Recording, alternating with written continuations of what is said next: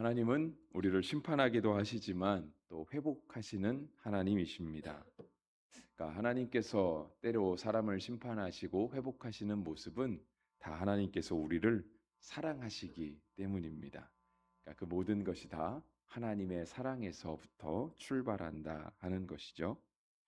오늘 스가랴 8장 앞부분을 보았습니다. 이제 내일도 스가랴 8장을 보는데 내일의 남은 말씀은 길지는 않고요. 오늘 거의 한 3분의 2 정도 되는 말씀을 보았는데 1절부터 17절까지 본문으로 삼은 오늘 말씀 가운데 계속해서 반복되는 것, 물론 이제 내일도 조금 반복은 됩니다만 그 반복되는 문구가 무엇이냐면 여호와가 이같이 말하노라입니다. 그 앞에 이제 만군의 여호와가 이같이 말하노라 하게 붙은 어떤 수식어가 붙은 부분도 있지만 안 붙은 부분도 있어서 그냥 공통된 부분을 말하자고 한다면 계속해서 여호와가 이같이 말하노라. 하나님께서 계속해서 우리 가운데 말씀하신다라고 하는 것을 반복하고 있습니다. 그래서 이제 1절의 말씀에도 그렇잖아요. 여호와가 이같이 말하노라는 그 말씀은 없지만 여호와의 말씀이 임하셨다라고 하는 같은 의미를 가지는 1절부터 시작해서 2절 만군의 여호와가 이같이 말하노라, 3절도 여호와가 이같이 말하노라, 4절도 그렇고 6절, 7절, 9절, 11절, 14절 계속해서 하나님이 스가랴에게 하시는 말씀들이 기록되어 있습니다. 하나님은 우리 가운데 말씀하시는 하나님이시죠. 그러니까 하나님이 우리 가운데 말씀하신다는 것은 우리로 하여금 하나님을 알게 하신다. 하나님이 우리와 대화를 나누기 원하신다라고 하는 것을 깨닫게 됩니다. 우리가 어떤 사람을 만났는데 우리가 누군가를 안다라고 표현을 하는데 그럼 너는 그 사람을 어떻게 아느냐? 그 사람은 도대체 누구더냐? 라고 할 때 대답할 말이 없을 때도 있지 않겠습니까? 근데 우리가 분명 저 사람을 아는데 그 사람이 누구냐 물어보면 대답할 말이 없습니다. 아마 대표적인 인물이 대통령이 아닐까 합니다. 우리 지금 대통령을 모르는 사람은 아마 이 자리에 아무도 안 계실 겁니다. 근데 여러분에게 누군가 찾아가서 그 사람 안다고 하시던데 그 사람은 누굽니까? 라고 물어본다면 우리가 그 대통령에 대해서 뭐라고 말할 수 있을까요? 모르지는 않아요. 모르진 않습니다. 어쩌면 그의 배경도 알고 그의 모든 스펙도 알고 그가 어디서 어떻게 일했었는지 그의 과거의 행적도 심지어는 그가 앞으로 무엇을 할 건지 그의 계획도 알고 있지만 누군가 모아서 물어봐요. 근데 그 사람이 누군데 할 말이 없습니다. 왜냐하면 대화를 나눠본 적이 없거든요. 저는 하나님이 우리 가운데 대통령 같은 존재가 되지 않게 되기를 바랍니다. 하나님은 말씀하시는 하나님. 하나님 스가랴와 계속 말씀하세요. 대화를 하다 보면 그가 누군지 알게 됩니다. 그는 이러이러한 말들을 자주 하시더라. 그의 말투는 이러하고 그의 말에 담긴 뜻은 이러이러하더라. 우리가 대화를 나누다 보면 상대방을 알게 되는 거죠. 그냥 많이 들어서 아는 것이 아니라 그와 아주 친밀하게 교제하면서 그와 깊은 사귐을 갖게 되는 거죠. 하나님이 스가랴에게 계속해서 말씀하시는 것은 바로 그러한 뜻입니다. 그러면 말씀하시는 걸 통해서 이스라엘은 어떻게 될까요? 하나님을 알아가는데 하나님의 성품을 알아가는 겁니다. 오늘 본문 가운데 나타나는 것이 바로 그것입니다. 그래서 이제 하나님의 성품을 8장을 통해서 깨달을 수 있게 되는데요. 다는 아니지만 아주 일부는 알 수 있다라고 하는 거예요. 2절에 보시면 이렇게 얘기하죠. 하나님은 질투하시는 하나님, 분노하시는 하나님이라고 되어 있습니다. 그런데 수식어가 붙죠. 크게 질투하시는 하나님, 크게 분노하시는 하나님. 우리가 출애굽기를 살펴볼 때도 함께 이야기 나눴지만 출애굽기에도 하나님을 향해서 질투하시는 하나님이라고 표현을 합니다. 우리가 처음에 그 말을 들으면 굉장히 어색하죠. 왜냐하면 하나님은 높고 위대하신데 하나님은 사람과 다르신데 하나님이 설령 사람이나 하는 그러한 질투를 하나님도 하신다는 게 말이 되나라고 하는 것들을 생각해 볼 때 어색하게 다가올 수 있습니다. 하지만 질투하신다는 하나님의 뜻은 하나님이 우리를 사랑하신다라고 하는 뜻이죠. 우리가 아무에게나 질투를 느끼지 않습니다. 사랑하는 사람에게 질투를 느끼죠. 그래서 하나님께서 우리를 향하여 크게 질투하신다라고 하는 뜻은 사람의 언어가 다른 말로 표현하기가 굉장히 애매해서 그렇죠. 그러니까 질투라는 말이 가장 하나님의 성품을 잘 담고 있는 말이어서 질투하시는 하나님이라고 표현했을 뿐이지, 실은 하나님이 사람과 같은 질투를 하신다라는 뜻이라기보다는 하나님이 그만큼 우리를 사랑하시고 하나님이 사람과 그만큼 깊이 있게 교제를 갖기 원하신다라고 하는 하나님의 성품을 보여주는 거죠. 2절 끝에 보시면 그를 위하여 크게 분노함으로 질투하노라 했습니다. 하나님이 크게 분노하시는데 이 분노는 하나님의 어떤 화낸, 하나님의 어떤 화가 난, 정말 감정이 북받쳐 오르는 것들을 풀어내시기 위한, 해소하시기 위한 분노가 아니라 그를 위한 분노라고 하는 겁니다. 이스라엘을 위한 분노. 그 분노까지도 하나님은 이스라엘을 위하여 사용하신다라고 하는 거죠. 3절 말씀은 더 놀라운 은혜를 우리 가운데 끼치고 있어요. 더 대단한 하나님의 성품을 우리 가운데 보여주고 있어요.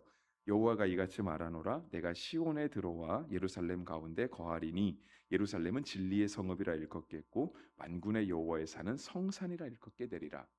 하나님이 예루살렘에 들어오신다라고 하는 거예요. 우리가 수요일에 보는 고린도전서에서는 뭐라고 얘기하죠? 하나님의 성령이 우리 가운데 거하신다라고 하는 표현을 써요. 그래서 예수님의 또 다른 이름도 임마누엘이시다. 하나님이 우리와 함께 계시다라고 하는 뜻입니다. 높고 위대하신 하나님이 그 피조물에 불과한 자신의 손으로 지은 피조물인 사람 가운데 들어와셔서 거하시겠다라고 말씀하시는 거죠. 그래서 요한복음에서는 그러잖아요. 주님이 우리 가운데 거하시니까 우리도 그 안에 거해야 된다. 그가 내 안에, 내가 그 안에. 그래야 열매를 많이 맺게 된다. 그래서 열매는 꼭 어떤 투자에 대한 결과를 요구하시는 게 아니라 하나님과 함께 살아가는 풍성한 은혜의 삶을 살아가게 된다라고 하는 것을 뜻하는 거죠. 3절은 또 계속해서 말씀하세요. 하나님께서 우리 가운데 거하시는데요. 거하실 때 예루살렘은 진리의 성읍이라 일컫겠고 만군의 여호와의 산은 성산이라. 성산은 거룩한 산을 얘기하는 거죠. 하나님이 우리에게 진리를 두시겠다. 하나님이 우리에게 거룩함을 두시겠다라고 말하는 거예요. 여러분, 사람은 진리를 모르지는 않습니다. 그죠? 우리가 진리를 알고 살아가기는 해요. 왜냐하면 진리는 굉장히 단순한 거잖아요. 진리는 복잡한 설명을 요구하지 않거든요. 진리는 한 문장, 단어 하나로 그냥 모두가 함께 공감할 수 있는 것들이 진리입니다. 그 진리를 사람 가운데 두시겠다라는 거예요. 하나님은 진리의 하나님이시죠. 또 거룩함을 우리 가운데 두신다는 거예요. 하나님은 거룩하신 분이에요. 근데 이렇게 하나님께 속한 진리와 거룩을 우리 사람에게 두시겠다라고 하는 것은 하나님이 사람을 그렇게 존귀하게 여기시겠다라고 하는 겁니다. 여러분 새벽 예배 마치시고 출근하시는 분들 많이 있으실 텐데요. 제가 어느 날 아마 특별히 마음을 먹고 제가 여러분의 출근하시는 곳에 제가 따라가 보겠습니다. 라고 하면 여러분들이 굉장히 부담스럽지 않을까요? 부담스러운 건 뭐냐면 제가 여러분들의 일을 함께 할 수 있는 동역자, 일꾼으로 여겨지지 않아서 그러는 거예요. 예를 들어서 그런 거죠. 그러니까 제가 여러분들과 함께 하루를 살아가면서 여러분들이 하는 일을 옆에서 제가 조금이라도 도울 수 있으면 제가 여러분과 함께 하루를 살아가는 것이 그렇게 안 부담스러울 수 있어요. 도움이 되니까. 근데 우리가 알아도 뻔하잖아요. 목사님 와도 하나도 도움되지 않아. 도리어 손님처럼 치러야 된다는 거예요. 알지 못하니까 그런 거죠. 알지 못하니까. 여러분이 무엇을 하시는지는 알아도 제가 여러분이 하시는 일에 조금도 도움이 되지 않거든요. 여러분이 하시는 일을 제가 할 수 있는 실력이 없거든요. 할 수 있는 기술이 제가 없기 때문에 그래요. 여러분, 같은 맥락에서요. 하나님이 우리 가운데 진리를 두신대요. 하나님이 우리 가운데 거룩을 두신다는 거예요. 만약에 하나님께서 우리 사람과 함께 진리를 논할 수 있을 정도가 아니면 하나님이 사람과 함께 해서 진리를 논하실 때 굉장히 속이 답답하겠죠. 마치 제가 여러분과 함께 하루를 살아갈 때 여러분에게 조금 더 도움이 되지 않는 것처럼. 근데 하나님이 우리 가운데 진리를 두시며 거룩함을 두시며 그것을 함께 논하시겠다 말씀하시는 거예요. 하나님께서 사람을 그만큼 높게 보시는 거죠. 하나님이 사람을 그만큼 존귀하게 여기시는 겁니다. 4절과 5절은 우리를 좀 부흥과 번영으로 이끄시는 것 같기도 하고요. 또 안전하게 이끄신다라고 하는 말씀이 될 수도 있습니다. 왜냐면 4절은 우리 가운데 이제 어른들이 많게 될 것이다. 표현은 길거리에 늙은 남자들과 늙은 여자들이 다시 앉을 것이다. 그들은 근데 다 손마다 지팡이를 잡게 될 것이다라고 되어 있어요. 어른이라는 뜻이죠, 그죠? 나이가 많이 들었다니까 이 땅에서 금방 짧은 생명을 누리고 죽는 것이 아니라 아주 긴 정말 우리가 하나님의 말씀처럼 부모님께 공경했을 때 내가 이 땅에서 장수하게 되려는 그런 장수의 축복을 주시는 것과 같은 거예요. 그러니까 손에 지팡이를 잡았다는 말이 다리가 불편하다, 그러니까 병들었다라고 하는 뜻이 아니라 오래 사는 은혜를 누린다라고 하는 뜻인 거죠. 근데 그렇게 늙은 남자들과 늙은 여자들이 길거리에 다시 앉아 있어도 안전하다라고 하는 뜻이죠. 5절에도 그렇잖아요. 성읍거리에 소년들과 소녀들이 가득하여 거기서 뛰놀리라. 성읍거리에서 뛰놀아도 안전하다라고 하는 뜻이죠. 우리가 예전에는 그 아이들이 동네에서 뛰어노는 걸 참 많이 봤는데 요즘은 굉장히 보기 어렵게 됐잖아요. 일단 아이들이 해야 될 공부가 너무 많아서 그렇기는 해요. 그러니까 학교 갔다 오면 원래 뛰어놀아야 되는데 학교 갔다 오면 가야 될 학원이 너무 많은 거죠. 뛰어놀 새가 없어서 그렇기도 하고요. 또 숫자가 줄어서 그렇기도 하고요. 그래도 그나마 구포초등학교가 가까이 있어서 저는 교회와 집으로 오갈 때 마침 아이들 등교 시간이나 학교 시간에 오가게 되면 아이들을 볼 수 있어서 참 다행이기는 한데요. 옛날만큼 많은 것 같지는 않아서 조금은 답답한 마음도 들죠.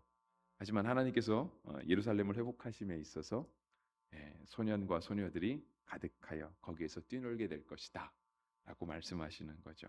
하나님의 회복의 말씀도 계속해서 있습니다. 그런 말씀은 오늘 계속해서 이어집니다. 7절과 8절에도 있고요. 7절과 8절은 우리의 원수와 대신 싸워주시는 하나님, 그런 10절에 그러니까 9절과 10절은 원수와도 대신 싸워주신 하나님, 7절과 8절은 우리를 구원해 주시는 하나님, 우리의 아버지 되시는 하나님, 그 다음에 12절은 풍성한 소산을 주시는 하나님, 13절은 저주를 복이 되게 하시는 하나님, 15절은 재앙을 거두시고 은혜를 베푸시게 하시는 하나님. 하나님께서 계속해서 말씀하시는데 하나님이 이러한 하나님이다라고 하는 것을 반복해서 우리 가운데 말씀해 주고 있어요. 그래서 실은 8절부터 15절까지만 읽으면 진짜 이 말씀만 있으면 좋겠다라고 하는 생각이 들 정도입니다. 그러니까 그 앞에 있는 다른 예언서에 있는 말씀들 있잖아요. 하나님 우리를 심판하시겠다 하시는 말씀들이 있잖아요. 그러니까 그런 거 좀 그만하고 모든 성경이 우리 가운데 8장 1절부터 15절 같은 말씀처럼 우리에게 복 주시는 말씀, 우리에게 은혜 주시는 말씀만 있으면 좋겠다라고 생각을 하게 됩니다. 그런데 정말 우리가 이런 하나님의 복과 은혜를 간절히 소망한다면 그냥 쉽게 생각해서 그러는 거예요. 저는 이렇게 말씀 준비하고 생각해 보면서 그런 생각은 해요. 5절에 그랬잖아요. 그 성읍거리에 소년들과 소녀들이 가득하여 거기서 뛰놀게 되리라. 진짜 우리 교회 안에 소년들과 소녀들이 가득해서 교회 안에서 뛰놀게 되는 모습을 간절히 보고 싶지 않습니까? 네. 근데 그것뿐 아니라 5절 말씀뿐 아니라 정말 1절부터 15절까지 기록된 하나님의 회복의 말씀, 하나님의 은혜의 말씀이 우리 가운데 그렇게 이루어지기를 간절히 소망한다면 16절 너희가 행할 일은 이러하니라. 하나님 우리 가운데 말씀하시는 거예요. 그러면서 16절과 10절 이렇게 얘기하시죠. 너희는 이웃과 더불어 진리를 말하며 너희 성문에서 진실하고 화평한 재판을 베풀고 마음에 서로 해하기를 도모하지 말며 거짓 맹세를 좋아하지 말라. 이 모든 일은 내가 미워하는 것이니라 여호와의 말이니라. 마지막까지 여호와의 말씀입니다라고 하면서 본문이 끝나게 되는데요. 우리가 하나님의 구원의 은혜, 회복의 은혜, 진짜 하나님이 말씀대로 우리 가운데 이루어 주시면 참 좋겠다. 추석은 그런 뜻이라면서요. 더도 말고 덜도 말고 한가위와 같다. 요맘때만 같으면 참 좋겠다라고 하시는 그게 추석일 텐데 진짜 오늘 우리에게 주신 하나님의 말씀처럼만 되면 참 좋겠다라고 하는 소망이 우리 가운데 있을 때 16절에 하시는 말씀 너희가 행할 일은 이러하니라라고 하는 하나님의 말씀이 우리 가운데 깊이 새겨지게 되기를 간절히 바랍니다. 그래서 이웃과 더불어 진리를 말하라. 하나님과 내가 진리를 말하는 것으로 만족하게 끝나지 않고요. 아까 그랬잖아요. 예루살렘은 진리의 성읍이라. 하나님이 우리와 함께 진리를 논하실 만큼 우리를 그렇게 존귀하게 대해 주시고 우리를 그렇게 인정해 주신다는 뜻이잖아요. 하나님이 함께 거룩을 논할 만큼 우리를 깨끗하고 정결하게 보시겠다. 흠도 없고 점도 없는 사람으로 보시겠다는 거잖아요. 그렇다라고 한다면 우리가 행할 일은 하나님과 진리를 말하는 것으로 끝나지 말고 이웃과도 더불어 진리를 말할 수 있어야 한다. 그래야 하나님이 우리와 함께 진리를 논하게 되실 것이다. 정말 우리 어르신들이 거리에 앉아 있게 되고 우리 아이들이 성읍에서 뛰놀게 되기를 간절히 원한다면 성문에서 진실하고 화평한 재판을 베풀고 서로 해하기를 도모하지 말고 거짓 맹세를 좋아하지 말고 우리 어저께 본 말씀이 그거 아닌가요? 어저께 기억하는데 어저께 아닌 것 같네요. 도둑질하는 사람이 있다고 성전을 짓는데 도둑질하는 사람, 거짓 맹세하는 사람이 있다고 우리가 스가랴를 통해서 봤잖아요. 그런 거 하지 말아라. 그거는 하나님께서 미워하시는 것이다.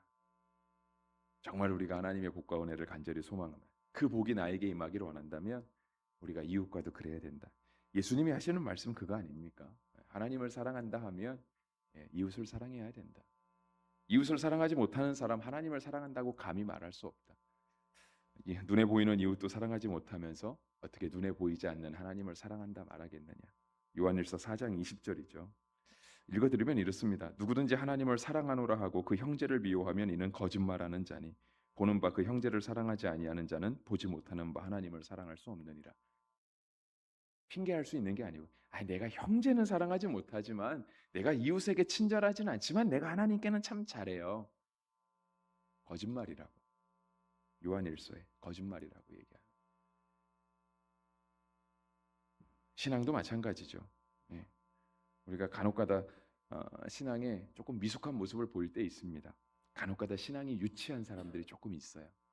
어린아이처럼. 아무리 시간이 지난다고 해서 오랜 시간 지났다고 해서 신앙이 성장한 거 아닙니다. 유치함을 벗어버려야 신앙이 성장하는 거죠. 오늘 성경이 우리 가운데 말씀하시는 거예요.